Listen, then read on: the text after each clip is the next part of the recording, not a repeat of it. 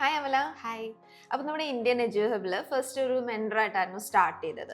ആ, now you are A team lead. അപ്പൊ ആ ഒരു കരിയർ ജേർണി എങ്ങനെയായിരുന്നു? അതിനെ പറ്റിയിട്ടൊന്ന് പറയാൻ പറ്റുമോ? തീർച്ചയായിട്ടും. എൻ്റെ പേര് അമല. ഉം.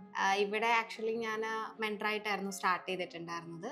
സെയിൽസിൽ എനിക്ക് ഇമ്പ്രൂവ് ചെയ്യാൻ പറ്റിയിട്ടുണ്ടായിരുന്നു. ഒരുപാട് കാര്യങ്ങൾ ഞാൻ എങ്ങനെ ചെയ്യണം, ഓരോ സ്റ്റുഡൻസിനോട് എങ്ങനെ സംസാരിക്കണം എന്നുള്ള രീതിയിലുള്ള ഒരുപാട് ഇമ്പ്രൂവ്മെൻറ്റ്സും കാര്യങ്ങളൊക്കെ എനിക്ക് ഇവിടുന്നായിരുന്നു സ്റ്റാർട്ട് ചെയ്തത്. സെയിൽസ് എങ്ങനെയാണെന്നൊക്കെ അറിഞ്ഞത് ഇവിടെ വന്നിട്ടാണ്.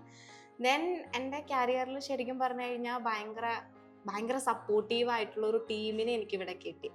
നമ്മുടെ CEO, അതേപോലെ ബാക്കി എല്ലാ ടീമാണെന്നുണ്ടെങ്കിലും ഇങ്ങനെ പറഞ്ഞ് കാര്യങ്ങളൊക്കെ മനസ്സിലാക്കി ഭയങ്കര എന്താ പറയുക, എല്ലാ കാര്യങ്ങളും വിശദമായിട്ട് പറഞ്ഞ് മനസ്സിലാക്കി തന്നു. എനിക്ക് ആ ഒരു എക്സ്പീരിയൻസ് ശരിക്കും കിട്ടി, എങ്ങനെയാണ് സെയിൽസിൽ വർക്ക് ചെയ്യേണ്ടതെന്നുള്ളത്.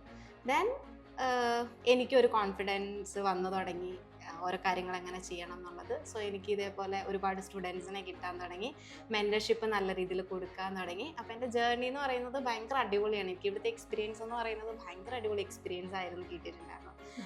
ഒന്നാമത്തെ കാര്യം എന്ന് വെച്ചാൽ ഭയങ്കര അടിപൊളി ടീമിനെ എന്നെ ഈ പറഞ്ഞ പോലെ എല്ലാ കാര്യത്തിലും സപ്പോർട്ട് ചെയ്യാനായിട്ടുള്ള ഒരു അടിപൊളി ടീം നമുക്ക് കിട്ടിയ ഒരു നല്ലൊരു പ്ലാറ്റ്ഫോം കിട്ടിയത് കൊണ്ടാണ് എൻ്റെ സ്കിൽ എനിക്കൊന്ന് എൻഹാൻസ് ചെയ്യാനും ഇമ്പ്രൂവ് ചെയ്യാനൊക്കെ പറ്റിയത്. അതുകൊണ്ടാണ് ഞാനിപ്പോൾ ഈ പൊസിഷനിൽ ഇരിക്കുന്നത്.